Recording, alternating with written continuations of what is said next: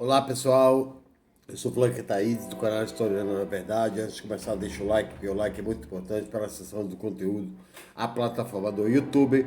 Quem gostar do conteúdo, se inscreva no canal, curta, compartilhe, né? Mande sugestões. E hoje eu vou falar sobre a Guerra de Canudos, que foi a guerra mais vergonhosa da história do Brasil, tá? Lembrando que o Nordeste brasileiro, na época da vila de Canudos, da comunidade de Canudos, era um Nordeste que, principalmente no sertão, passava por grandes períodos de seca. Isso já observado desde o Império, tá? Quando Dom Pedro II tenta criar um projeto, se eu não me engano, em 1847, para poder elaborar a transposição do Rio São Francisco, que vai passar por vários planos na República Velha, né, na Nova República depois de Vargas, né, vai passar por Fernando Henrique, Itamar Franco, e vai ser somente concretizada a transposição do Rio São Francisco no governo Lula. Tá? Uma seca em 1878 vai matar aproximadamente só cearenses, 100 mil cearenses. Tá? E vai surgir nesse contexto, né, de pobreza, de miséria, de seca, de abandono, né, um personagem chamado Antônio Maciel, que mais tarde será apelidado de Antônio Conselheiro, porque ele era o aconselhador dessas pessoas. Esse Antônio Maciel ele não tinha tido uma vida muito boa. Por quê? Ele tinha sido professor, perdeu emprego, tinha sido vendedor, perdeu emprego, perdeu a esposa, e ele passa a peregrinar pelo Nordeste, tá? Quando ele vai encontrar, perto da fazenda Vaza Barris, né, um local onde ele vai, já em 1890, né, ele vai começar a criar uma comunidade chamada Canudos, tá? Que a princípio começa com 8 mil pessoas, né, que produz, né, agriculamente, produz, cria cabras e gado de corte, né? E de 8 mil ela passa a ter 25 mil, não é? Num período mais auge, lá para 1895, não é? E Canudos passa a ser maior do que a capital da Bahia, Salvador, né? Canudos está em Salvador, está na Bahia, né? Salvador tinha 20 mil habitantes e Canudos tinha 25 mil habitantes, tá? E aí eu anotei algumas coisas, né? Eram 5.200 casas, né? Já pensou? Tinha mais habitantes do que a própria capital, né? Em 1895, né, há uma compra de madeiras, né, pela comunidade de Canudos, né, na cidade de Juazeiro, né, por determinação de Antônio Conselheiro, né, e essa madeira é paga, mas não é entregue, né, cria-se uma contenda, não é, entre a cidade de Juazeiro e a população de Canudos, não é? E a cidade de Juazeiro, né, esses fanáticos religiosos, não é, empicham acusações contra Canudos, né, criam uma força policial de 150 homens, né, porque os moradores de Canudos resolvem ir cobrar a madeira, né, que não havia sido entregue, né. O saldo oficial desse primeiro conflito foi de 150 mortos, né, da população de Canudos e 10 soldados, né, que se organizaram para poder expelir esse grupo de Canudos que foi cobrar a madeira que havia sido já paga, mas não havia sido entregue, tá? E aí começa, né, os primeiros confrontos, tá? O exército envia, né, em novembro de 1896, 583 homens, né? E eles vão ser colocados numa tocaia, vão ser recebidos na comunidade de Canudos sobre tocaiado já pelos habitantes de Canudos, com paus e pedras, né, e poucas espingardas, né, muito ruins. Eles vão ser vencidos e os habitantes de Canudos ainda ficam com as armas deles, né, e se tornam mais poderosos, tá? Essa é a segunda expedição. A terceira expedição, né, já é em janeiro de 97, né? É, essa força vai ser comandada pelo Coronel Moreira César, tá? Moreira César recebe, inclusive, hoje o nome de avenida em São Paulo, né? Como um grande herói. Na verdade, ele não passa de um assassino. Moreira César, que havia mandado matar, executar 43 cidadãos é, onde hoje é Florianópolis, né? Na revolta federalista, né?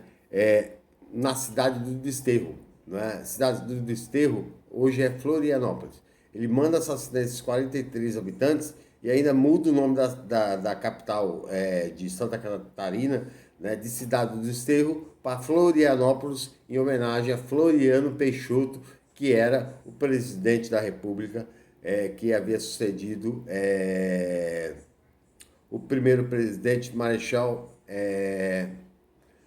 fugiu o nome agora, Marechal, já eu lembro, eu volto a falar, tá? E Floriano Peixoto havia sucedido ele.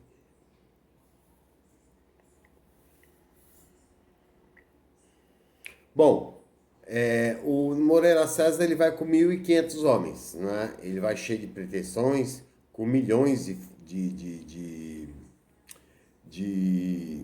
de munições, né? Milhões de munições, né? 6 canhões e achava que iria derrotar facilmente os habitantes de Canudos, não é?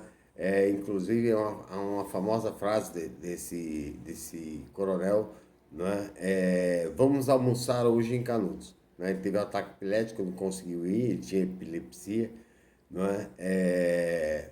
Deodoro da Fonseca, tá? O nome do primeiro presidente do país, Marechal Deodoro da Fonseca, tá? Ele teve um ataque epilético, né? Não conseguiu ir na primeira tentativa de ataque. Na segunda, que ele vai com os homens dele, né? Eles perdem, né, a batalha. Esse coronel, né, que recebe homenagens hoje, ele é baleado e demora 12 horas para morrer, tá? Ele já paga o castigo aqui na Terra, porque ele demora 12 horas para morrer, né? E dizia a todo momento que se sobrevivesse, iria renunciar do exército, porque era muita vergonha perder para aqueles animais que moravam em Canudos, tá? E por fim, não é? É, Antônio Conselheiro obteve essas vitórias depois da derrota desse coronel, né? Que recebe nome de rua, né? Que recebe nome de rua. Há uma revolta na capital, que é o Rio de Janeiro, né?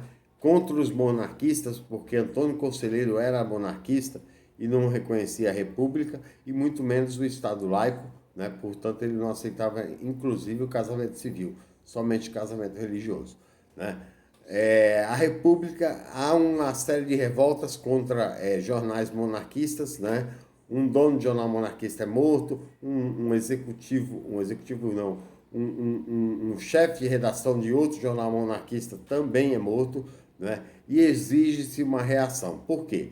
Também é uma questão perigosa, porque a comunidade de Canudos, tudo que produzia, ela repartia em igualdade, não é? Era uma sociedade como se fosse uma sociedade socialista, né? Dividia tudo que produzia em igual para todos, tá? E essa ideia era perigosa porque, além de incitar, né, muitos brasileiros, né, de uma ideia de justiça social, incitava também pessoas próximas a Canudos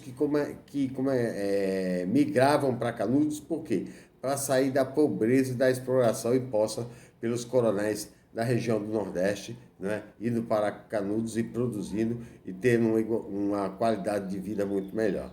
Tá? Então, o Exército Brasileiro manda, né, uma tropa muito grande, né, sob o comando do ministro da Defesa, né, com 4 generais, né, em agosto de 1897, para enfrentar Canudos, tá? Para enfrentar os habitantes do vilarejo de Canudos, né? Essa batalha eles vão matar, né, aproximadamente 25 mil moradores, entre eles mulheres, crianças, idosos, não é? Todos vão ser exterminados, inclusive, não só não vão conseguir, aliás, exterminar, matar Antônio Conselheiro, que morre de uma disenteria, mas mesmo assim eles vão arrancar a cabeça de Antônio Conselheiro e levar para o Rio de Janeiro para ser pesquisada por um cientista da época para ver o que tinha de errado ou de perfeição na cabeça de Antônio Conselheiro, porque ele conseguia atrair tanta multidão. Tá? E, na verdade, ele só atraía a multidão pela questão do sofrimento do sertanejo nordestino, né? E pela possibilidade de viver de forma mais igualitária numa comunidade que foi Canudos. Né? Essa batalha que matou, né, sobre o governo de Prudente de Moraes, que é o primeiro presidente civil brasileiro, né? Essa batalha vai ser considerado mais tarde. Eu vou deixar aqui o link, né, de vários livros que eu pesquisei. Né? No livro de Euclides da Cunha, né, Euclides da Cunha vai para acompanhar esse último ataque a Canudos, que é o quarto ataque, né, pensando que são animais os sertanejos, e vai perceber que há uma grande desigualdade entre as forças de armas e também, né, só era uma comunidade que desejava viver em nível de igualdade social. E aí ele vai escrever a denúncia, né? Ele era repórter da Folha, ele vai escrever a denúncia no livro Os Sertões, de Euclides da Cunha, não é? Que vira um grande clássico que aborda, né, essa comunidade e a injustiça que levou à exterminação de todos os habitantes da cidade de Canudos, né, que um dia ousaram a tentar viver em igualdade social todos os seus habitantes, ok? Isso gerou um calafrio na elite já nascente no Brasil, não é?